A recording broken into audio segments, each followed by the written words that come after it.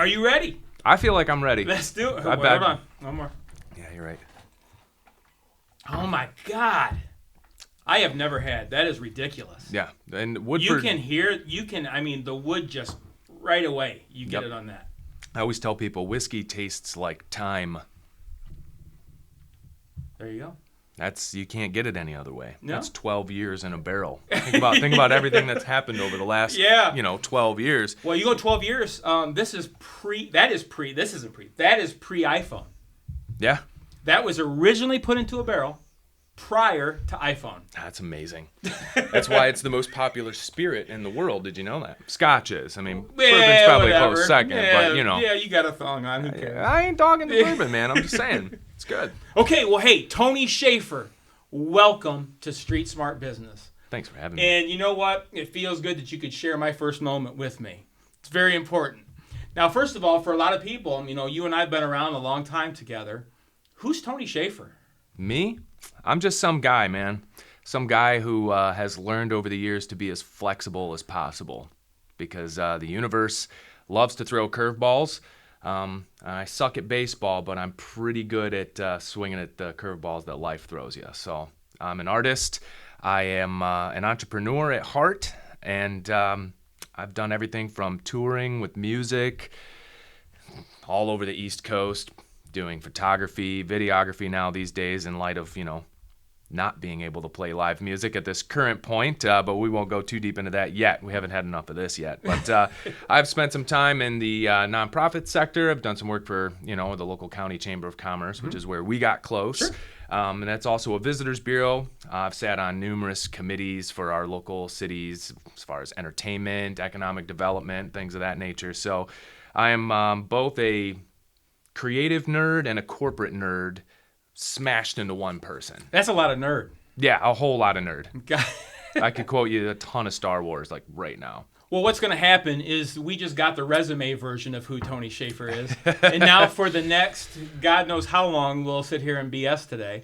Love it. But we're going to find out. I think there's a lot of special things that you bring to the table.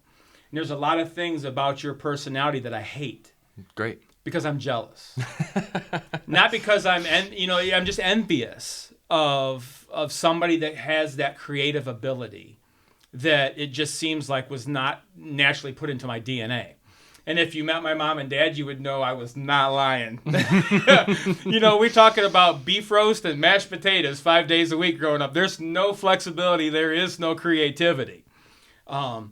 So I want to talk a little bit because I think there's so much depth to what you've done already. I mean, I feel like you've already lived 2 normal lifetimes and you're still young yet, just a child compared to me.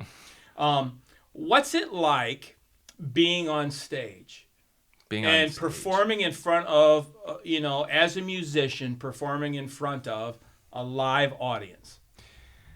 I would say, to someone like yourself, and we'll kind of rewind a little bit, creativity, we always think of it as like, crafty projects or a painter or an actor.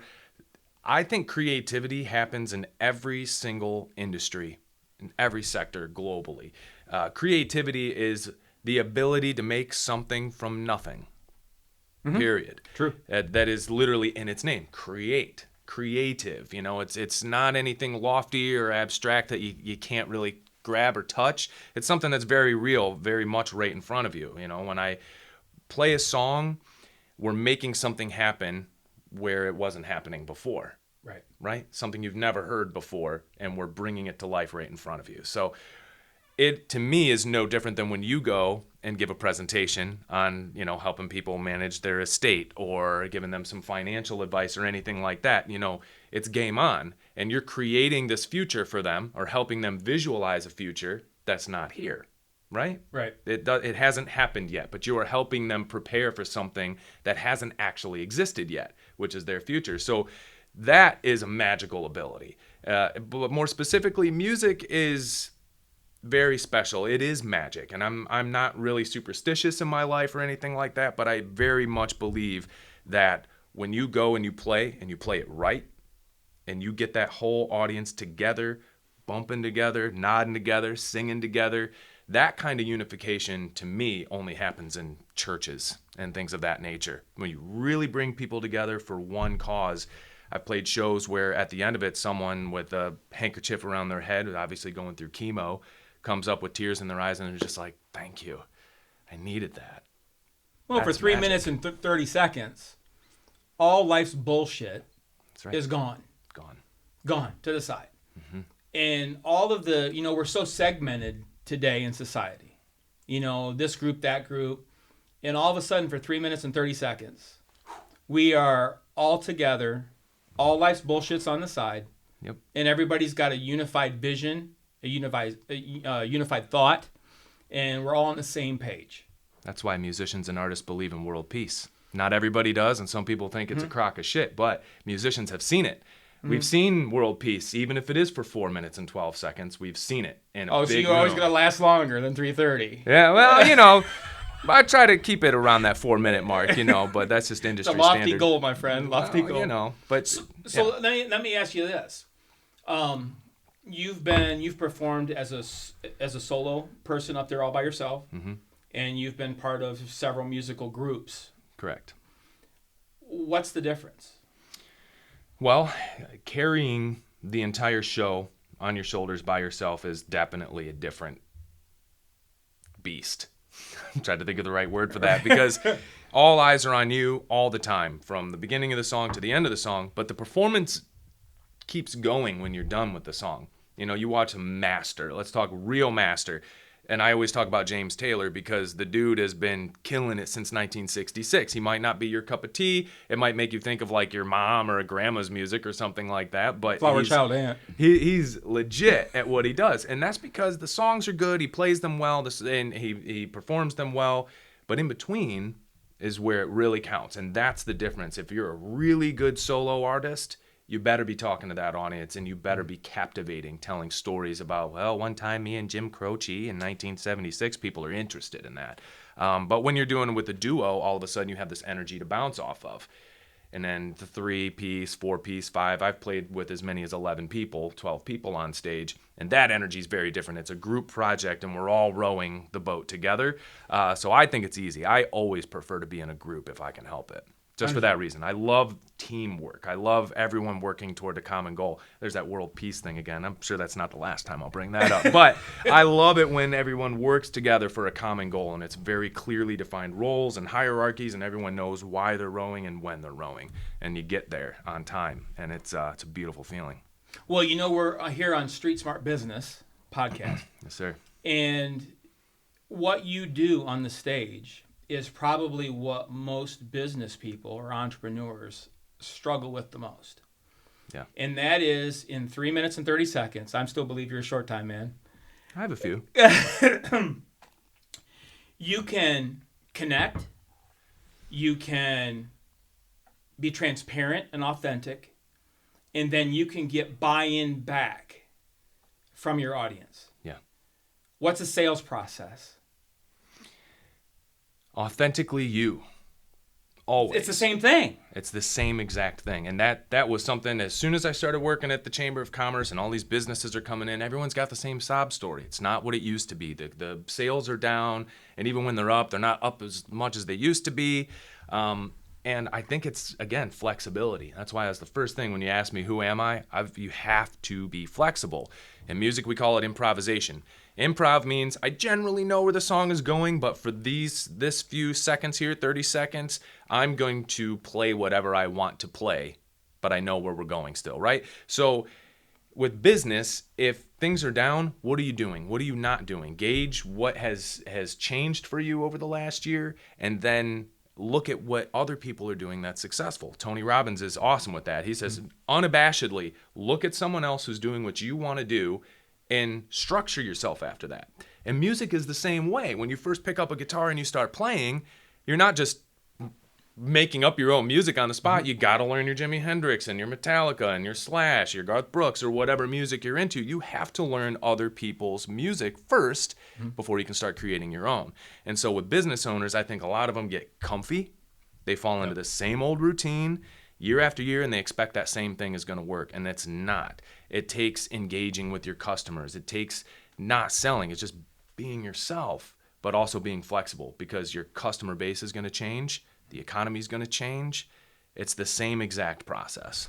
Well, here's the thing that frustrates me, I guess. You know, we consult with as many people as we can help in a year, for sure, business-wise. And if you were a musician and you're on stage and you grab your guitar and you start singing and everybody hates it, are you going to keep doing it? Or is the next song you select in your repertoire of songs going to be something that's going to try to more meet your client, the audience, going to meet what they want, what their needs are? Well, the smart thing to do is to gauge your audience. So if I play, some Beatles, right? And I'm looking at a crowd full of folks that look like they probably want some Willie Nelson instead. If I'm smart, I'm going to play some Willie Nelson. But I have been bullheaded in my life. I'm like, well, you don't like that? Well, I'm going to play some Jimi Hendrix next. I'm going to play some Paul Simon. Take this, you bastards. You know what I mean? Like, I'm going to do what I want to do, but it never works. You're never going to win them over. You have to kind of meet your clients, meet your fan base, meet your potentials halfway. And be authentic. There's one important reason. They have the money. Yeah, that's right. So whether it's your client, whether it's your audience, whoever it is that you're trying to entertain, to move, to persuade, to sell, that's right. They have the money. They get to pick who they give it to. That's right. So who cares that you're a 50-year-old business and you've done it a certain way the entire time? You know what? I appreciate longevity.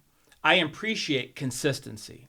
And I appreciate long-term staying power. But I'm telling you, the business cycle has changed permanently. Yeah. Instead of being a 10, 15, 20-year business cycle, we have some business cycles that are 18 months now. Yeah. Maybe 2, 3, 5 years tops. So as a business owner, street smart business, we have to make sure that we're always sensitive to who we're trying to get to give us their money. Yeah. There is something to be said for being that one guy. There's lots of artists out there that have never changed their style, that have never changed their lyrics, the content, the way their music sounds, it's always the same. But and they have their loyal following. That's right. And and there's a lot of people that talk about 1,000 true fans. Oh, yeah. If you have 1,000 loyal people, that's enough to run a business, raise a family, put kids through college, and have a retirement. Correct. So I'm with you. But for any entrepreneur that's got the great idea, that wants to make a difference and wants to scale, as you said, you have to be flexible. Gauge the audience. And then the thing that I'm still jealous of is that I've been very successful at persuading, at selling. But in 3 minutes and 30 seconds, it happens. I've watched it. We've seen you guys live, seen you live several times. Had you out for my wife's birthday party, which was a good time. Which brown, that's brown nosing right there. You hooked me up. I definitely got the birthday present out of that presentation. But to watch somebody that's skeptical because your band is Bubs and Chubs. Check them out. They have Instagram, Facebook, YouTube channel, Spotify. YouTube. We're hard to miss. You would definitely be missing out if you didn't go check them out. And make sure to check out show notes. We'll have them in all the descriptions. Links to everything that you're doing so people can check it out. My man. But it is not music that I personally would typically listen to. Right. 30 seconds, I think it took me to become a fan. Just because you could just see, again, I keep saying the word authentic. It's real. But today in a Facebook social media society where everything is filtered and is fake, is manufactured, to see authentic live in 3D, and just to see a bunch of people having an absolute ball. They're not putting on a presentation. They're not performing. They're just like they were if nobody was there. That's right. It's like if nobody was there. They're sitting around, playing, singing, having an absolute... If nobody would have been there, you would have had just as much fun as a band. And we do, even in rehearsals. Yep. 30 seconds it took me to find it. And that's where I think entrepreneurs, we have to go outside of what we normally look at as our examples. If I have a flower shop and I'm going to go look what every other flower shop does and I try to compete with them, or you're just one person standing up here waving your arms and the whole group of people waving their arms. Mm-hmm. But all of a sudden, when you get outside of that and I look at a band, at a creative, somebody like yourself that leads that and is driving force behind a lot of the songs and the lyrics and the music behind the lyrics, it's like, what can I steal from you? That's right. And I won't feel a lick bad about it, dude. I will rob your shit and I will use it. Amen. If it helps me help a family, helps me help a business client, I'm going to rob and steal from you. That's okay, because I stole it from somebody else. Imitation is the best form of flattery. Right. And that's how it all works. You think Gordon Ramsay came up with all those recipes by himself because he's some culinary genius? Some of them, but they were all based on something that came before him, somebody where he learned it from, whether you're talking about chefs, painters, musicians, financial advisors, Wall Street guys, politicians. They're all borrowing from ancient knowledge, or what they say, standing on the shoulders of giants. Mm-hmm. And more importantly, one thing that impacted me very early on, and I carry this into every endeavor that I do. There was a 70-year-old guy, I think he's from France. His name was Francois Rabath. You've probably never heard of him, but a world-class upright bass player. World-class. Still practiced for 6 to 8 hours a day. And this was about 10 years ago, and he was in his 70s. I don't know if he's passed by now. But the interviewer asked him, well, why do you still practice so much? I mean, you're a master, world-renowned. You've taught thousands of students. You've done this your whole life. You are the pinnacle of talent here. He said, well, I learn something new every day. Mm-hmm. And that is key.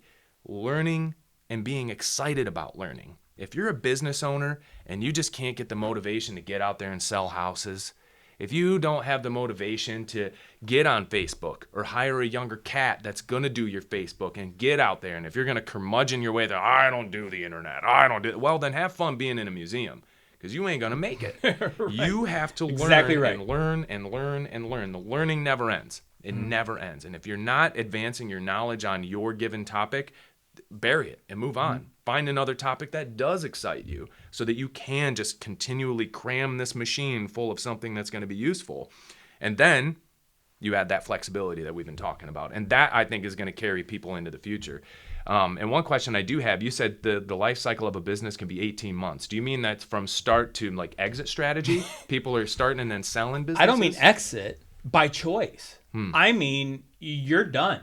Oh, wow. I mean, how about, remember that stupid little thing like 2 years ago, the little thing you pinched with your fingers and you flipped it? Fidget spinners. It's freaking gone. Yeah, I guess you don't see those anymore, do you? You can still buy one yet, but instead of being, $14.99 or whatever the hell it was when they sold it initially, it's like $2.99 now. Right. Market's gone. So it's gone. Yeah. It's gone.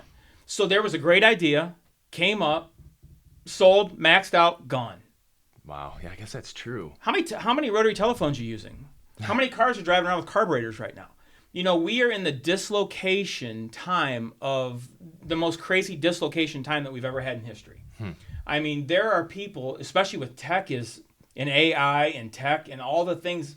I mean, take your industry.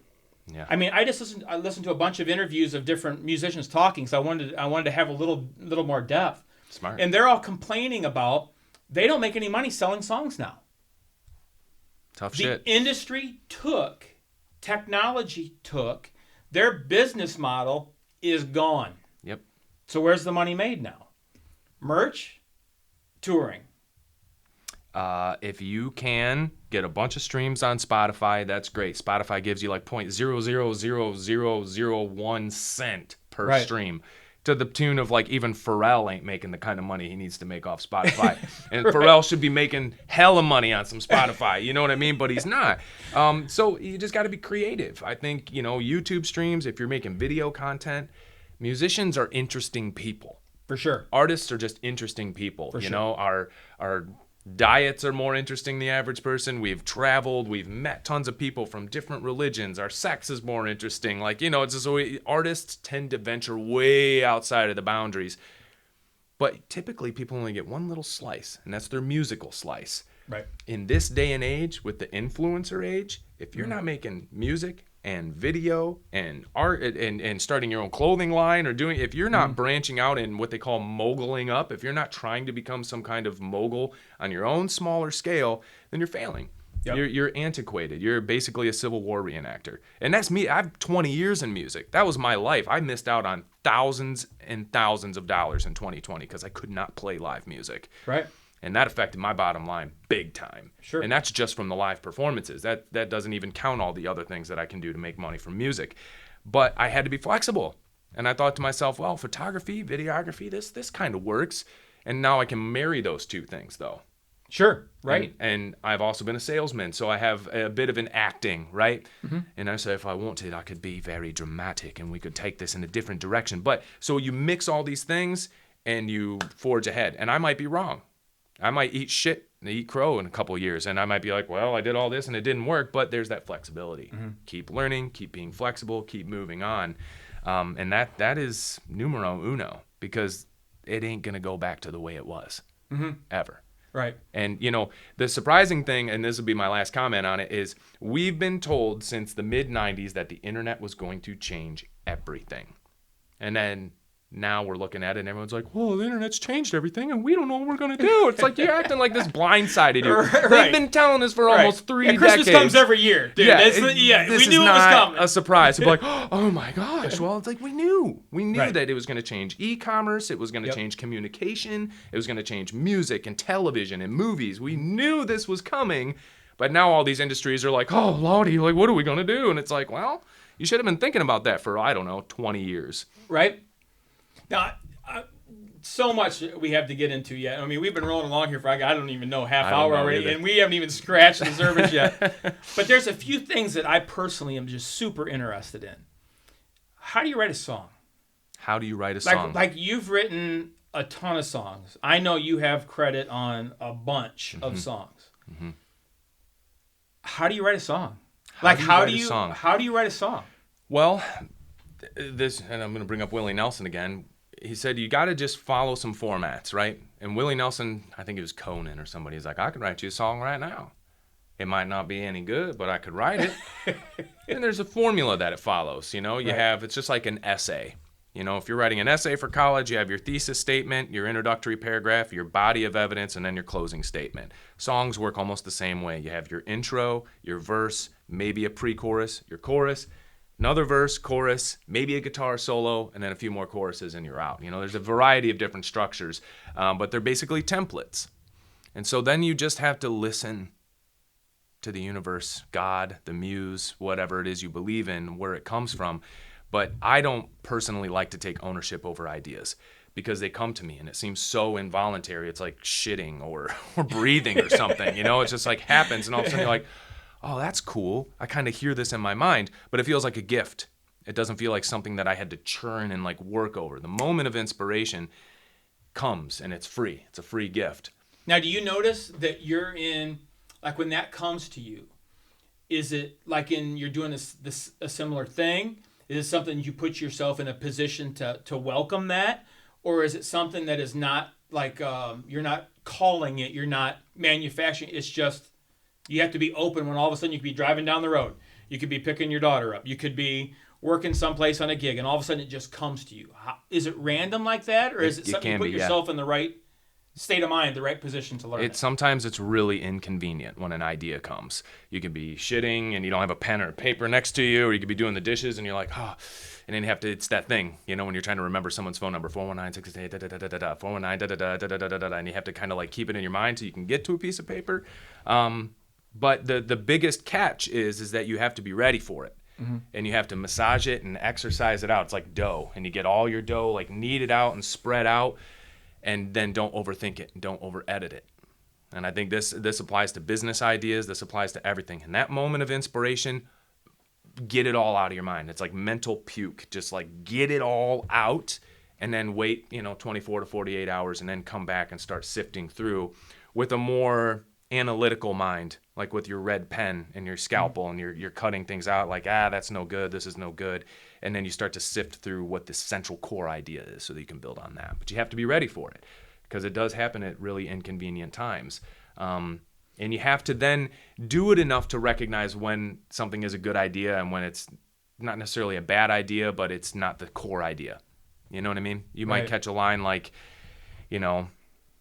Let's take it to Willie Nelson. I'll never smoke weed with Willie again. Right. Somebody probably actually said that. Right. He probably walked off of Willie's tour bus and was like, let me tell you, I am never smoking weed with Willie again. And then, oh my God. That's a song. That's a song. There's a whole Luke song Combs in there. Just did that 6 Feet Apart song. Mm-hmm. Sitting down, frustrated because he can't tour, writes a song in like 15 minutes. It was number one.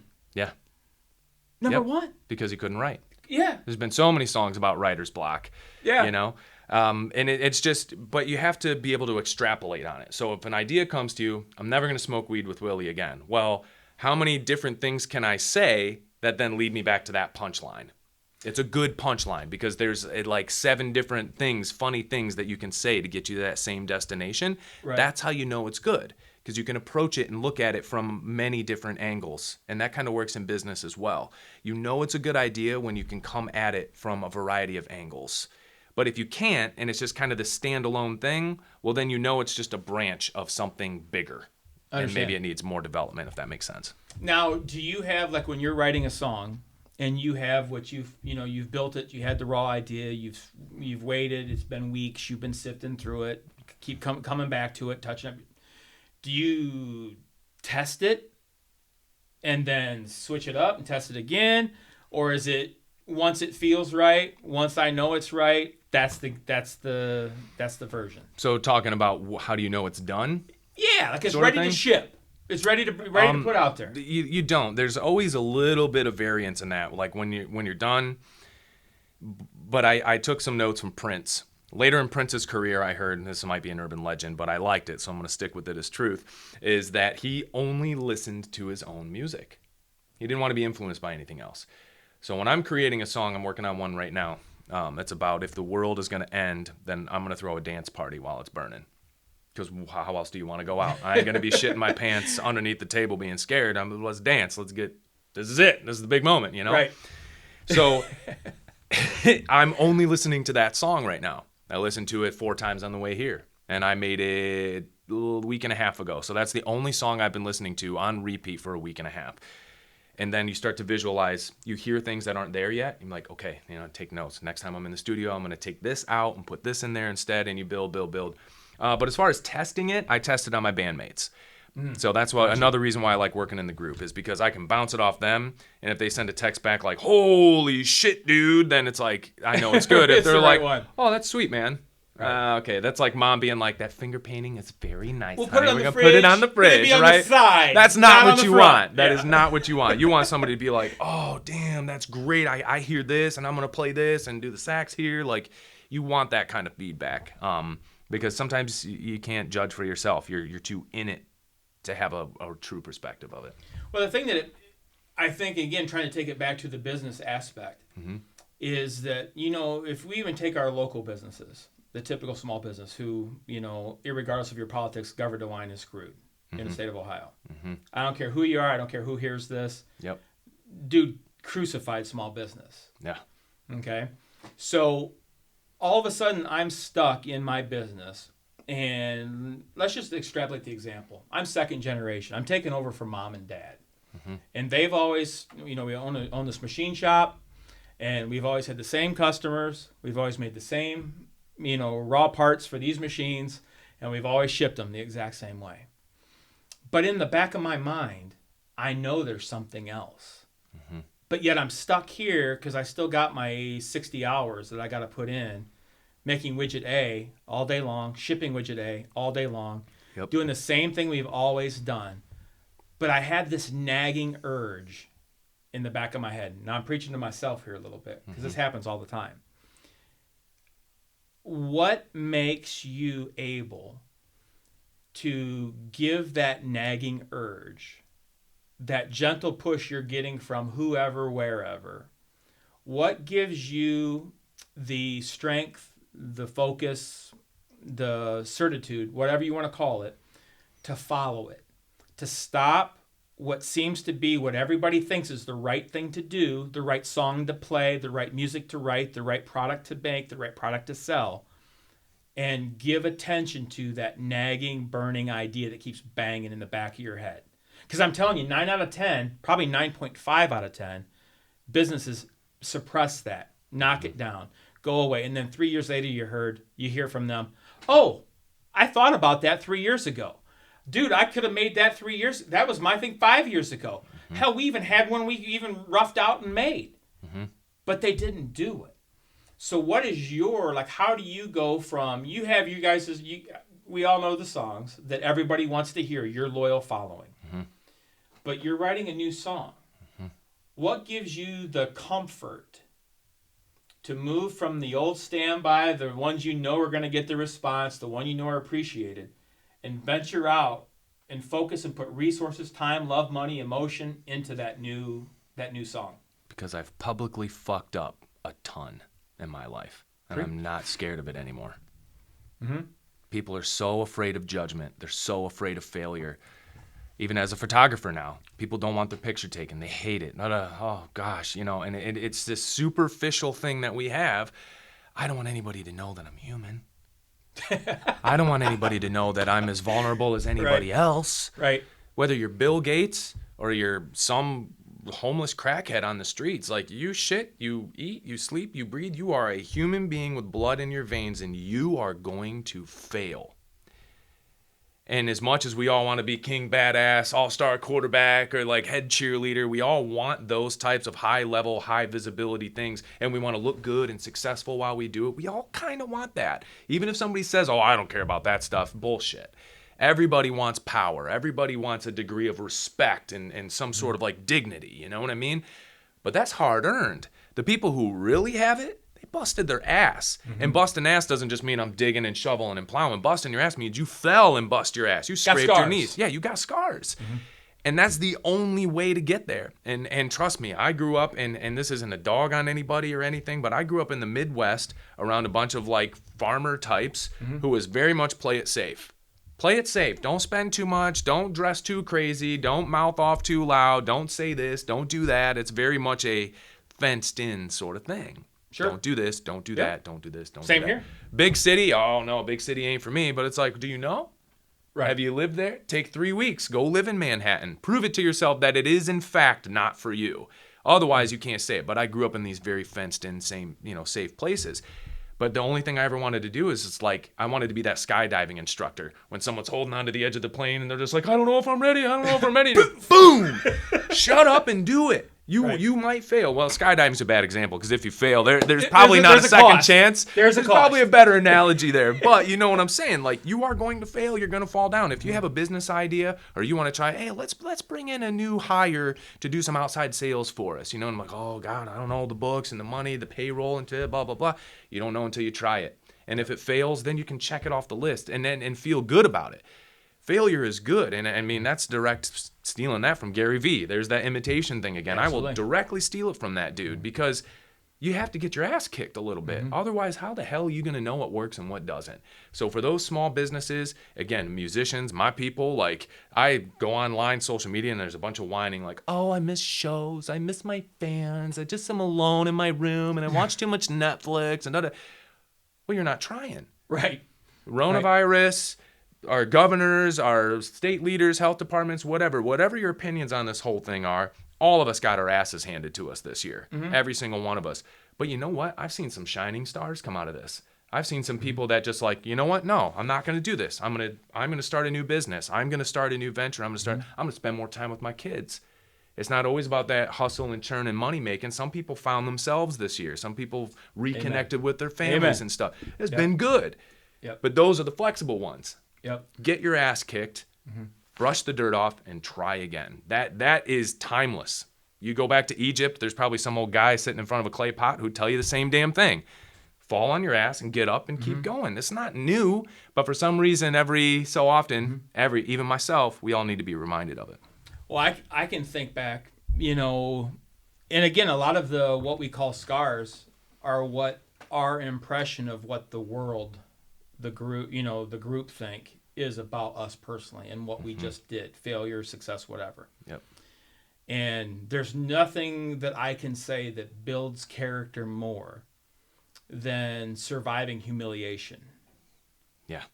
I mean, something where pride is just stomped, ego is just blown up, and there's nowhere to hide. Yep. I've had that. Same. And I say to this date, no question. Now, at the time, I wouldn't have said this. But if I could go back, would never change it in a million years. Nope. During it, it's you're stomping your During feet. it- This is bullshit. No. yeah, during it, dude, I wanted to run. Yeah. Run. Yeah. But surviving it, I can't explain the horsepower that gives you. Now, maybe I'm just a belligerent old guy now because of it.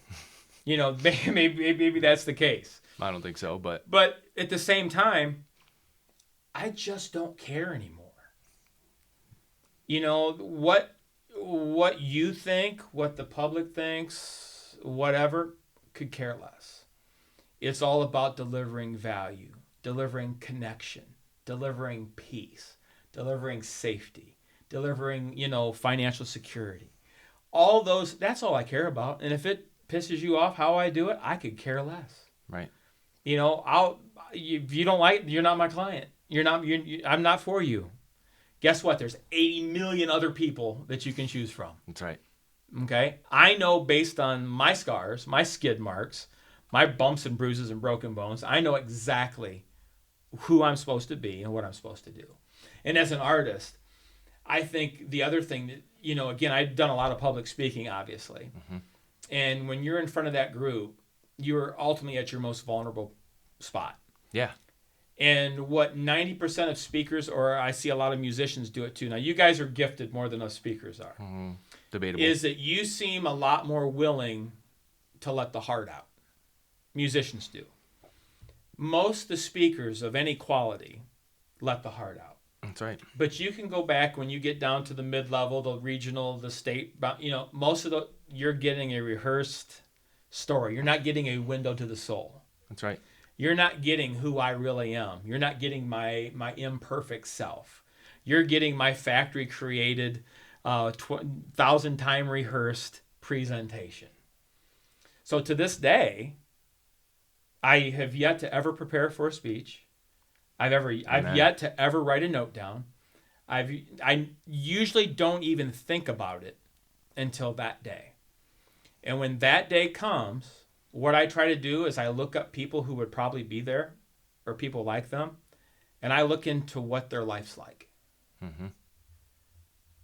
And then everything that I say from that is based on my understanding of exactly where they're at that second. Why are they there? Exactly. What are they there for? What keeps them up at night? That's right. What makes their chest tight? What feels like that burden of a gazillion pounds on their back today? In a lot of cases when we're working with family-owned businesses, we have multiple generations. And all of a sudden we're in a situation where, parents think they understand what son or daughter thinks. Mm-hmm. Son or daughter thinks they understand what mom and dad think. And there's always this everyday torture and tension to go to work. Mm-hmm. And then when you actually sit down and remove the barricades between everybody and have an honest conversation, you find out none of them knew anything. That's right. None of them took enough time to put themselves in the other person's shoes to totally understand where they're coming from. Yeah, and it's a difficult thing. Empathy is a weird thing because you can't really know. Mm-hmm. You know what I mean? Right. Like, one of the big ones, BLM right now, Black Lives Matter. Yeah, we're going to go there. We deep now. We in. But, like, I can be sympathetic. I can read all the books. I can be up on culture and history and all these things. But I still can't know what it's like to be a black dude walking down the street at 1:30 in the morning in a mostly white neighborhood. I don't know what that's like. And there might be times when it's totally normal and okay, right, for him. Sure. Or her. And then there's other times when he definitely should not be walking down that street at that time, and there's a bunch of things, but I can't know that. I can't know what it's like to be a woman. I can't know what it's like to be 70 years old. Mm-hmm. You know what I mean? Like, I haven't done it, and I can't do it until I've been there. And if there's no way I'm ever going to be there, So that's the thing about mutual respect, and that helps with clients too. Absolutely. Why are your clients coming to you to buy a vacuum cleaner? What do they want? They want something that works. They want something that's going to last a few years, and they don't want it to break the bank. And if you can do that, then you're the guy, right? But even more than that, with empathy, you got it. That's people skills. That's not rehearsing in the mirror before your big speech. Yep. That's just like being an authentic person and being like, hey, I breathe, I walk, I shit, I sleep, I do the same things you do. Yep. We are the same. Yep. First and foremost, that levels that playing field. And then you're not overly selling. It's not, oh, well, if that's not good, then for, $499.99, we've got this Dyson over here that's like, people hate that shit. Would you like to meet on Tuesday or Thursday? Now, so can we sign you up today for 12 months of this magazine? It's like, no, you can't, dude. Shut up. Nobody likes that kind of salesy approach anymore. Yeah, 1984. Yeah, yep. Yep. Traveling vacuum salesman or whatever. Kirby. Yeah, exactly. Yeah, you got the little patch, yeah. God, nobody likes that. They just want to talk to somebody who understands what they need. Like, look, man, I need a new car, and I can't pay more than $250 a month. And, it's just like they want that, and they want somebody to be like, no, I understand. And as a matter of fact, we have this over here. It might not be exactly what you're looking for, but it is going to be $233.73 a month, and that's going to be within your thing. And I think is the best thing. They're probably going to take it, and you got that sale. Because you leveled with them, and you're like, well, I heard you there, but for $399.99, we can put you in this badass thing over here. I heard you, but I didn't hear you. Yeah. I know for a fact our lenders are going to give you way more than you can probably pay off. Yeah, so, outstanding credit. Yeah, exactly. Yeah. So, it's just about being authentic. And, when it comes to going on stage, whether you're a public speaker or a musician, people don't want the dry science of it. They don't care. That's why most of us scrape by through algebra. We don't want to have to go through that nitty-gritty formulaic process. I could sit here and tell you why a G major 7 add 9 is really a D major over a B minor. You're already bored. Yeah. They already turned off the podcast. So like, G major 7 add 9, I'm the fuck out of here. No, I don't care. But I need to know that because I'm the professional. Right. But at the end of the day, I know when to use that to make you feel a certain way. And that's my job, And then as a musician, I know why you're there. You're not there to like cry in your beer. You know what I mean? You're there to have a good time. To erase it all. That's right. You're there to forget and have fun. Stop time for a second. Yep. Step into, your silent, quiet place.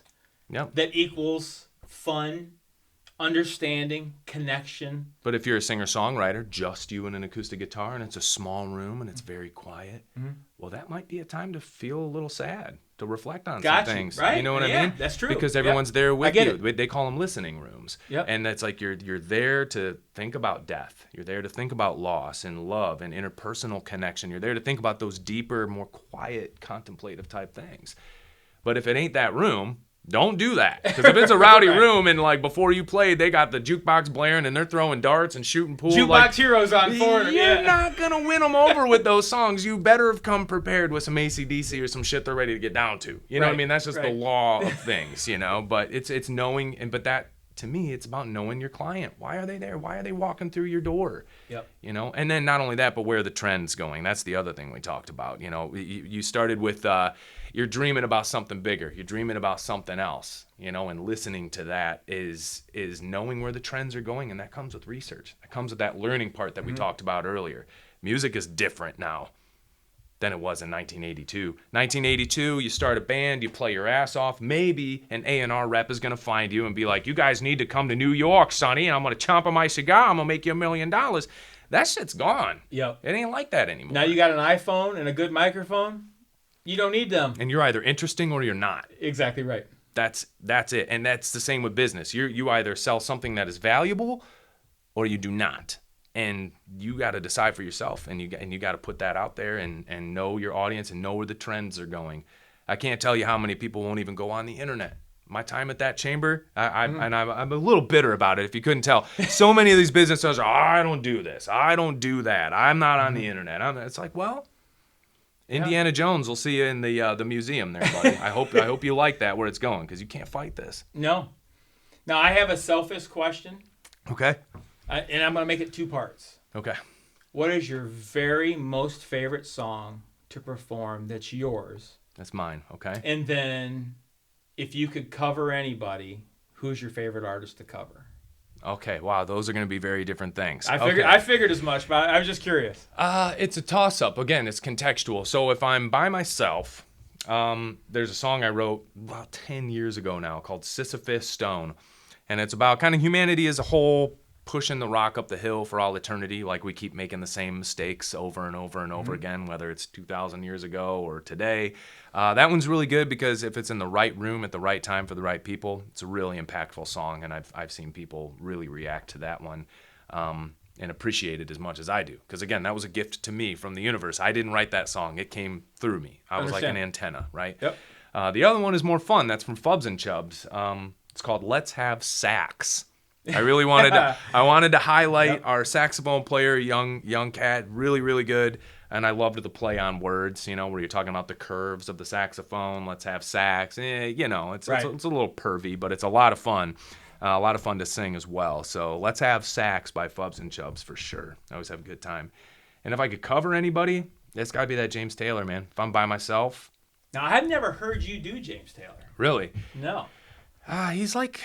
Have you ever seen people like build a ship in a bottle? Have you ever seen that process done? Not seen it. I've honestly been places where I've seen it done and go like, dude, that's not. Like, how do you even? Yeah, what stop is it? me. I'm not wired that way. It just takes time and it's very slow and there's no like fast track to get there. You have to take your time. There's no like, oh, I got this done in 1 hour. Like, no, he sat there for weeks and just meticulous.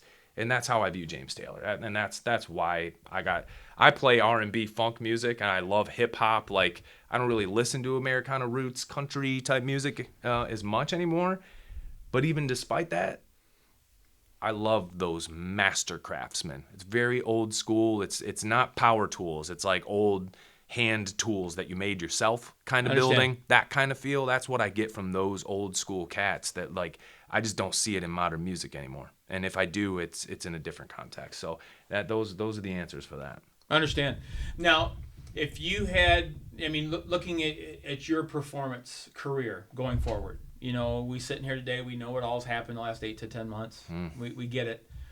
What does, what's the future look like for Tony Schaefer, Fubs and Chubs? From a musical standpoint, from a group. Because again, a band's a business. Correct. I know sometimes it's hard for you guys to look at it that way. Yeah. But it truly is. You've got coworkers. You've got creative control issues. There are bills. There's income and expenses. Yeah. There's also marketing. There's sales. It's a business. And Tony Schaefer's a business even as an individual artist going forward. So what's the next, near term and a little bit further out, what's that look like for you right now? Musically, I actually just had this conversation with the guys over the last month or so. I said, let's imagine a world where we don't play another big live show until 2022, 2023. Let them get this vaccine out. Let the majority of people relax and feel better about what is or isn't happening or whatever, no matter what your thoughts on it. We're not in control over when that happens. And that sucks. But we could either kick and scream in the dirt or we could find a way to circumvent the scenario and develop our own way forward. So it was good that I got into photography and videography because everyone's on their damn phones and computers right now. What else are you going to do if you're stuck at home, So we're starting, it's Fubs and Chubs, so FNC. We're starting FNC TV where we're doing little skits. It could be funny, it could be serious. And we're going to mix the music with some video mediums. And it's still very much green. It's very seedling type of stage. But I'm very patient. I like to see where it goes. And if this doesn't work, chop that branch off, force it to grow this way. And I love the application of flexibility there. Where let's start something, see where it's flowing. We don't like it there. Let's dam the river here so that the river flows this way. Let's try this. And you're actively manipulating the future as it goes. It's like a puppeteer. Because I honestly don't have a damn clue what's going to happen over the next 10 years. But I imagine it has a lot to do with being on a device, augmented reality, virtual reality, Zoom meetings, distancing, those old things of like, we're going to cram 2,000 people in this sweaty ass rock club. I just don't see it happening as much anymore. And if you do, people are going to be very weary of it after this. They're going to wear masks anyway. There's going to be a sect of the population that I see wearing masks indefinitely. Like it, leave it, love it, think it's ridiculous, whatever it might be. That's just there now.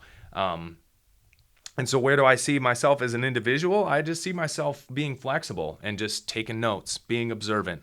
What's happening in these industries? Where do we go? What's happening with fashion, computers, finance? Well, I don't know anything about finances. I should have been asking you all the questions this entire time because I don't know shit about that. That's for another show. Yeah, all right, that's perfect. I like being creative. It's just it's hard to monetize that because, like you said, it is a business, and so at the end of the day, you have to find a way to make your product valuable. And in this day and age, it's views and likes.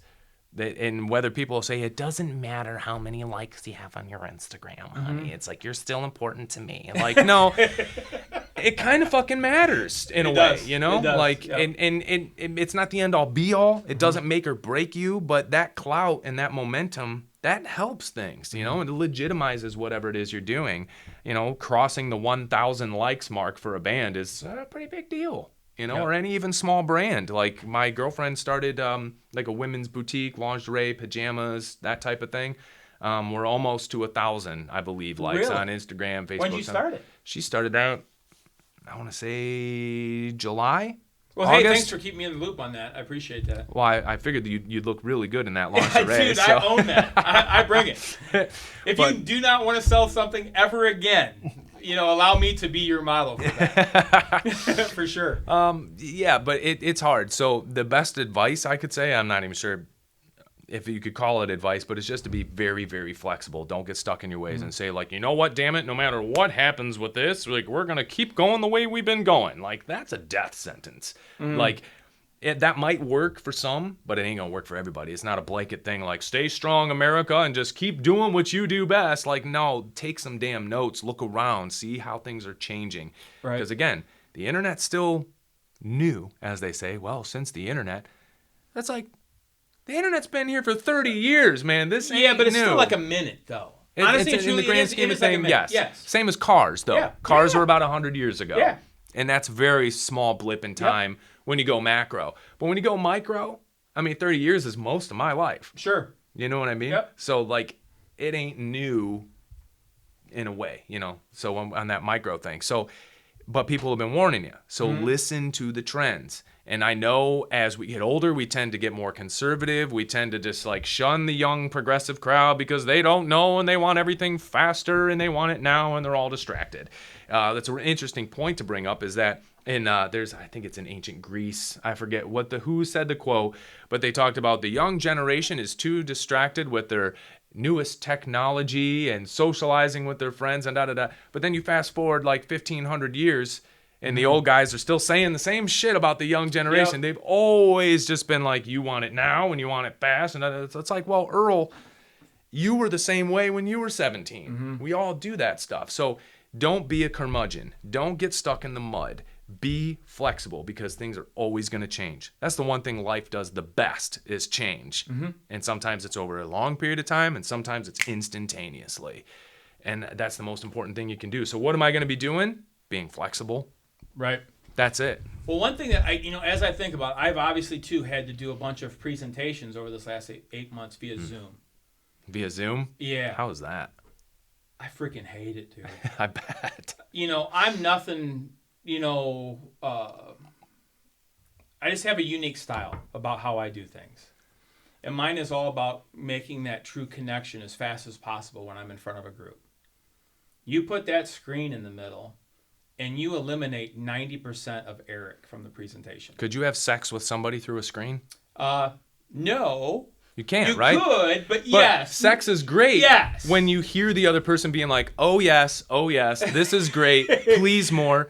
Playing music's the same way. You finish that song and people are like, yeah! Like that feedback is everything, especially given a live performance like you're giving. Seeing people like nodding and being like, yes, Eric, yeah, that is, yes, you're speaking to me right now. You don't get that through Zoom meetings. So good luck with that. So what I would, as street smart business, what I would what I would take from this is that throughout the summer into the fall, as I did it, I found out I had to be more animated. I had to be more Eric than I would be ever. I mean, if I did what I did on a Zoom meeting in front of a group, I'd probably be hauled out in a straight coat. Yeah. Straight jacket. Yeah. For sure. A little extra crazy. You have to get the same impact. So like in your guys' case, you know, you have a loyal following who would probably pay some money to see you, to relive, to have the memories pop back into their head when it was live. I think a lot of businesses, we have to think about and put ourselves in our consumers' shoes. Yeah. You know, if we're stuck with some of this in our life, again, I'm a big champion of hoping to get back. Do I think 100% normal is ever possible again? I don't. You know, and I'm not going to get into the reasons why I think it's not. You know, that I'm going to have to get my tinfoil hat out and we'll go run around the yard here. Hey, man, there's more scotch down at the end of the Yeah, table. we'll be I mean, hitting you that know, here in a like, second. yeah, okay. But the point is no matter what, this has been also a blessing. That's right. Because all of us have learned that our local consuming public is not our only consumer. Yeah. So now Fubs and Chubs, now Tony Schaefer, now Eric Brown, now Street Smart Business. We have access to anybody. That's right. But somehow we have to figure out through as many senses as we can touch through that screen how to deliver as close to that same connection, that same authenticity, that same feeling that we create for, you know, my audience that hears me or your audience that hears you through that screen. All of our work, all of our research, all of our time that we can allot to that will have a benefit. Because you will be, in the next 18 months, year, whatever, you will play a virtual show. That's coming. I know. Whether you want to or not, I feel it. Because you're going to want to. You're going to want to be back in front of your people that give a shit about you. That's right. Okay? You'll be able to charge for that. I insist that you do. Yeah. Okay? And I don't care if you charge for it or if there's something that there's going to be merch at the back, songs at the back, CDs at the back. I don't care. Something that you're going to get value back out of it for the value that you're delivering. But 100% of that time needs to be on as a consumer watching it. So right. You should be recording a Zoom when you guys perform. And then you guys should be going back and watching that Zoom as your fan. Yeah. As your raving fan. One of the people that love you guys to death. Also go at it as if I've never heard Fubs and Chubs before. What is this doing for me? You know, look at it from their Are those still recording? I heard a sound. Yes. Okay, just checking. Okay. Sorry, No, I just wanted to make sure, because if we would have looked and they would have stopped, we would have been like, shit. Okay. Can we say that all again the same way? Yeah, say it exactly the way you just said it. Now this is real. Leave this in here. This is how it be. We include the outtakes in the actual presentation. It makes it more authentic. Yeah. So I mean, again, you take this to a business, same thing. Mm-hmm. I mean, everything that we're doing in this new environment, we all think that it's assumed that the consumer is okay with it being grainy and shitty. Yeah. We all assume that it's okay. Well, hey, we got the excuse that it's just we're forced to do Zoom, COVID. Mm-hmm. Yep. There has to be a way. Is there something that you could ship prior to presentation, prior to concert, that they could have with them while they're consuming it? Is there something that has a sound to it, a smell to it, a feel to it? Yeah. And then you have your sound, then you're going to perform. How do we help our clients This one's not. That one's not recording? The standby. No, it's okay. Let's make sure that it's on. Sometimes they have a time limit. It could be 29 minutes. Is that one still going? Mm-hmm. Okay. That's all. It's all right. Yeah, I mean, because we still have the one camera, so I mean, it's cool. Yeah. Yeah. Yep. And we have the audio.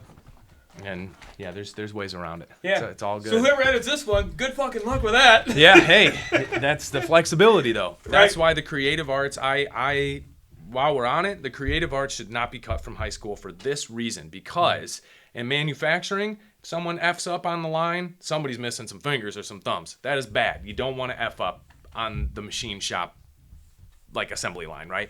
But in music and Broadway and all these things, like if you screw up, you just make it work. Right. And that ability to do that, I've seen people have complete and utter meltdowns if one little thing goes wrong. You can't do that. Especially with this, like a podcast, one camera wasn't on?